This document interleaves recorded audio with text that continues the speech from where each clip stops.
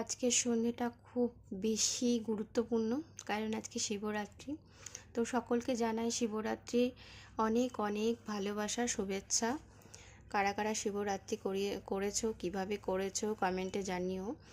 আর এখন আমি বসে পড়েছি শিবরাত্রির জন্য সব কিছু গুছিয়ে নিতে। আমি অনেক ছোট থেকে শিবরাত্রি করি।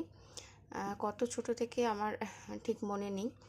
আমার মানে মানে একদমই ছোট, আমি বলতেই পারবো না কত ছোট থেকে করি। তখন 3-4 বছর বয়স এরকম হয়তো হবে, আমার ঠিক মনে নেই। যাই হোক, তো ছোটোবেলার শিবরাত্রিটা অনেক বেশি গুরুত্বপূর্ণ ছিল এবং খুব ভালো ছিল, কারণ অত ছোট। আর আমরা সব বোনেরা একসঙ্গে শিবরাত্রি করতে যেতাম। আমাদের তোমাদেরকে আগেই জানিয়েছি, যারা আমার পরিবারের সদস্য তোমরা সকলেই জানো যে আমার ছোটোবেলাটা গ্রামে কেটেছে। তো আমি তখনকার সময়ের কথাটা বলছি। তখন সব কাকাতো মানে কাকাতো ভাই বোনেরা, জ্যাঠাতো ভাই বোনেরা, পিস্তাতো ভাই বোনেরা সব একসঙ্গে আর কি শিবরাত্রি পালন করা হতো।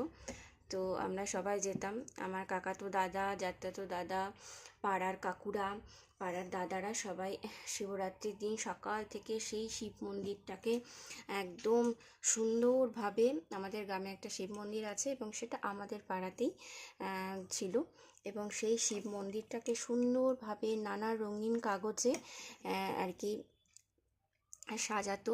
সেই দায়িত্বটা তাদের উপরে থাকতো। আর শিব মন্দিরটা চারিপাশে মোছা হতো, সুন্দর করে সাজানো হতো, ভীষণ ভালো লাগতো। একটা মানে আর একটা মানে ফুলের বাগান ছিল ওখানে। তো ফুলের বাগানের মধ্যে সেই মন্দিরটা ছিল। তো তারপরে আমার জ্যাঠাতো দিদি, জ্যাঠাতো বোন, পিস্তাতো বোন, সব কাকাতো বোন সবাই মিলে আমরা সেই রাত্রেবেলা জল ঢালতে যেতাম। আমরা বরাবরই 4 প্রহরের পুজো করে থাকি। আমি অন্ততপক্ষে 4 বারে 4 প্রহরে করি, এবং ছোটোবেলা থেকে 4 প্রহরে যেরকম করতাম এখনও সেইভাবেই করে থাকি। তো এইটা হচ্ছে, আমি সন্ধ্যে 6:30টার সময় এবার প্রথম প্রহরের পুজোটা করব। ছোটোবেলা থেকে যেভাবে করে আসছি সেভাবেই, শুধু একটুখানি বদল হয়েছে। সেটা হলো ছোটোবেলায় সেই দিদি বোনদের সঙ্গে সবার সঙ্গে যেতাম আর কি ইয়েতে প্রথম প্রহরের পুজোটা করতে মন্দিরে। তারপরে যখন আমরা অন্যখানে চলে গেলাম, সেখানে প্রথম প্রহরের পুজোটা মন্দিরে করতাম। আর বিয়ের পর থেকে সেই প্রথম প্রহরের পুজোটা বাড়িতে করি, এবং প্রত্যেক প্রহরের পুজোই আমি বাড়িতেই করি, কোনো মন্দিরে যাই না বিয়ের পর থেকে। আর বিয়ের আগে প্রথম প্রহরের পুজোটা মন্দিরে করতাম, আর 3 প্রহর, বাকি যে 3 প্রহর থাকতো সেইটা হচ্ছে আমি বাড়িতেই করতাম। আর এই শিব পুজোর পরে একদম 4 বার না করে আমি প্রথমবারে এই শিবের পাঁচালিটা পড়ে নিই, কারণ অত রাতে প্রত্যেকবার পড়ি না, একবারই পড়ি। আর যা অবস্থা, কালী পুজোর সময় জবা ফুল পাওয়া যাবে না একদমই। এই যে জবা ফুল ভরে ভরে দিয়েছে একদম, তাও আবার নেতানো জবা, কিন্তু প্রচুর দিয়েছে। আর শিব পুজোর সময় বেলপাতা পাওয়া যাবে না, সে যত টাকা দিয়েই কেনা হোক বেলপাতা কিছুতেই দেবে না। আর ধুতুরা ফুল সারা বছর দাম পায় না শিবরাত্রির সময় আর নীলকণ্ঠ পুজোর সময়, তখন নীলের পুজো, তখন দাম পায়, তাছাড়া দাম পায় না। কিন্তু এই ধুতুরা ফুল শিবরাত্রির সময় কিনতে গেলে সোনার দামে বিক্রি হয়। যাই হোক, আর এই যে আকন্দ ফুলের মালা তো শিবের গলায় পরাতেই হবে। ছোটোবেলায় এই আকন্দ ফুলের প্রচুর গাছ ছিল, আমাদের বাড়ির সামনে একটা পুকুর ছিল, এই পুকুরের চারপাশে প্রচুর আকন্দ ফুলের গাছ ছিল। তো আমরা আগের দিন মানে শিবরাত্রির আগের দিন আমরা এই আকন্দ ফুল তুলতে খুব ব্যস্ত, কার কত আকন্দ ফুল হবে আর কে কতটা বড় মালা তৈরি করতে পারবে।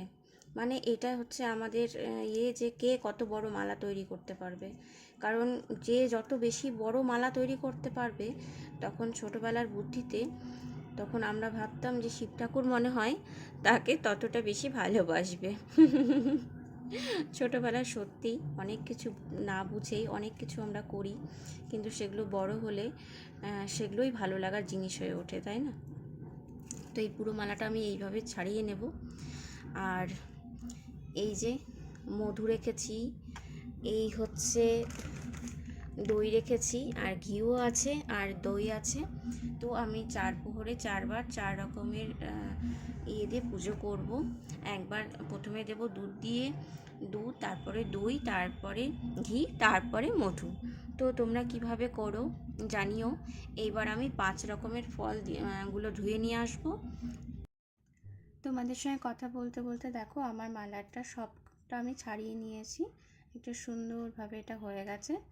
আর প্রথম প্রহরে যেহেতু আমি দুধ দিয়ে পুজো করব, দুধ দিয়ে অভিষেক করব, তো আমি দুধটাও রেডি করে নিয়েছি। আর এখানে সব ফলগুলোতে 5 বারের মতো সিঁদুর দিয়ে নিয়েছি। তো 5 রকম ফল লাগে, কেউ 3 রকম দেয়, কেউ 5 রকম দেয়। তো আমি ছোটোবেলা থেকেই 5 রকম ফল দিই, তো প্রত্যেকবারই তাই করি। তো এবারও নিয়েছি 5 রকমের ফল, সেটা নিয়ে নেব। এইবার এটা হয়ে যাওয়ার পরে আমি এমনি ফলগুলো কেটে নেব অন্য জায়গায়, মানে ভোগের ফলগুলো, এগুলো তো শিব ঠাকুরের মাথায় দেব, তো ভোগের ফলগুলো কেটে নেব। আর যা যা ভোগ দেব সেগুলো আমি রেডি করে নেব। আমি 7টার সময় প্রথম প্রহরের পুজোটা করব। তোমাদের শিবরাত্রি খুব ভালো কাটুক সবার। তো আজকের মতো এই পর্যন্ত ভিডিওটা শেষ করছি।